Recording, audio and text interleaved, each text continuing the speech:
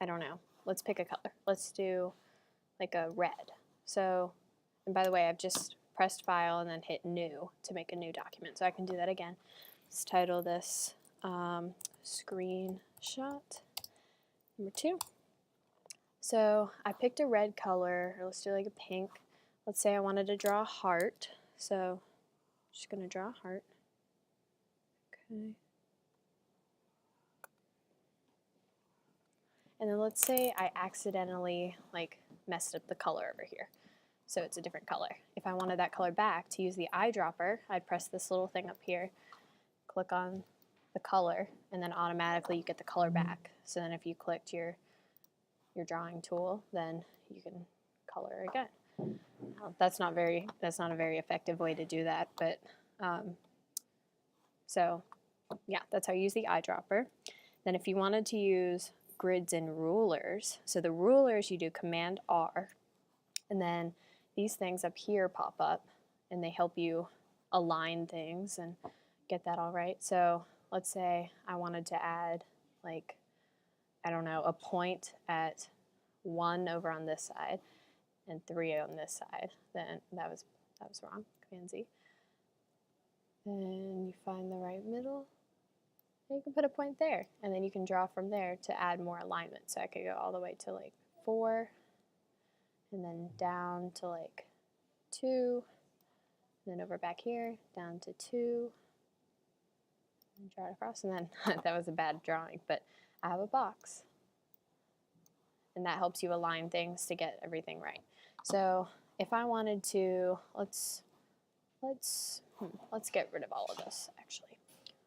So let's just use the eraser tool to do that and increase the size of that.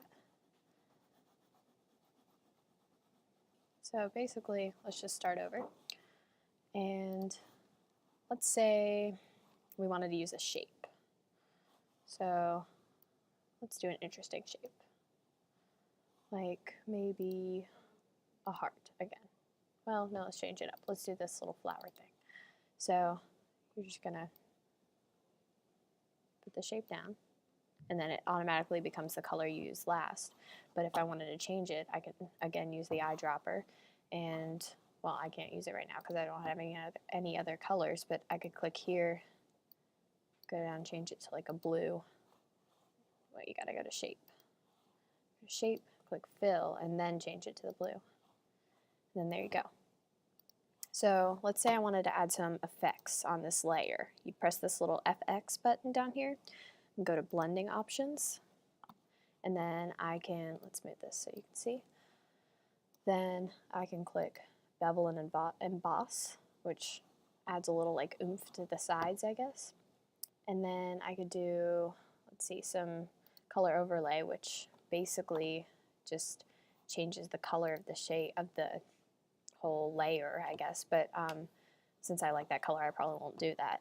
Or drop shadow, that's an interesting one. That one, you, let's see, click on that. So drop shadow, you can increase the opacity of it. So a drop shadow is basically a shadow behind it to make it look like it's standing out. So if I wanted to change the angle a little bit, you can see how it moves around the shadow behind it. And I can increase the distance a little bit to make it look even more real. So there you have this little shape with a drop shadow. And there's all different effects, like you can add satin overlay or just satin effect to the thing, or stroke, which makes it, texture, which makes it look like it's like you could feel it and it would be bumpy or whatever. And you can, there's different types you can do, there's different patterns and stuff. So you can do all that kind of stuff. And that's how you use layer effects. And then let's say, so I forgot to mention the grid. So if you wanted to do the grid, you do Command, and then it's the quotes. So Command quote, basically. And then this grid pops up to also help you use alignment, and the ruler comes, well, the ruler doesn't come with it, but that was already up. So, oh, just made another shape. So you can take the rulers up or down pressing Command R. And then same with the grid, you can do Command the quote button to make it come back. Or you can use them both, and then you can align things and make everything all perfect with alignment. So if I wanted to align this, they also have built-in alignments like that pink line you see right there.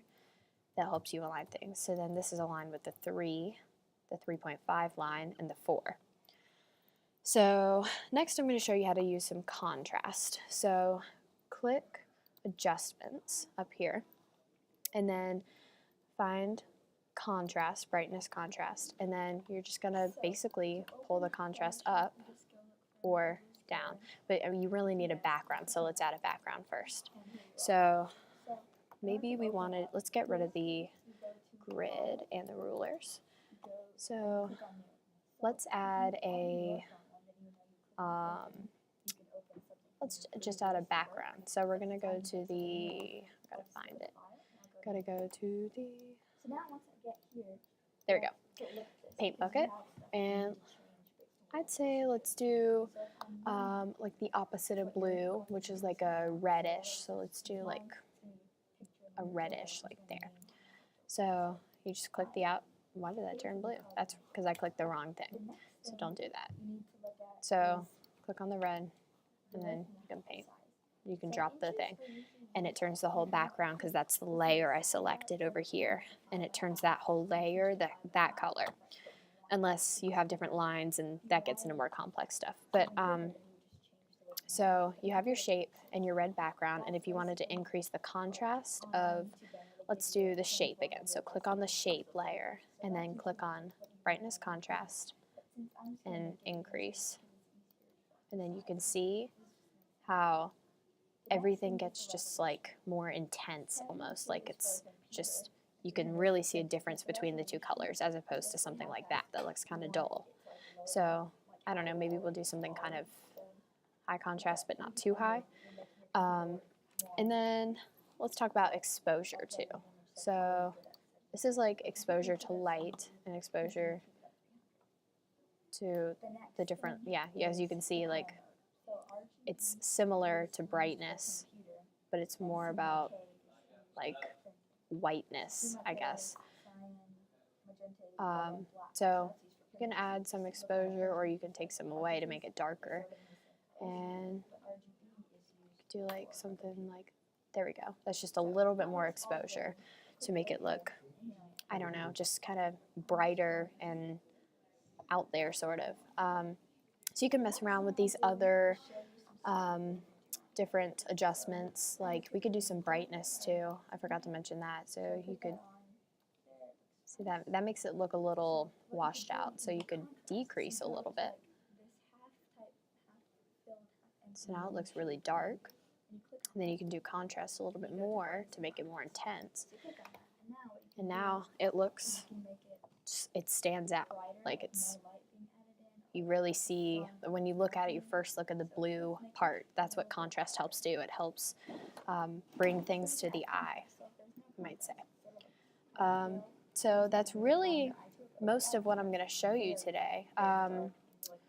Yeah, I mean, you've got all the layers. You got the layer effects that I showed you, and they're listed right here under the layer that you put the effects on. And then I added contrast, and these come up here to show you what you've done. And you can always take them off or on. So if you decide maybe you don't want the exposure, you can press this little eyeball thing, and it takes it away so you can't see it. But you can always click it back.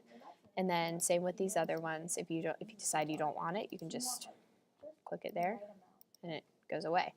But I think they all look good together. So yeah, it looks like I've showed you anything. If you have any questions, just let me know. So the next thing. Thanks. Yeah. So I feel like we're done with this image. I just want to put it on my website.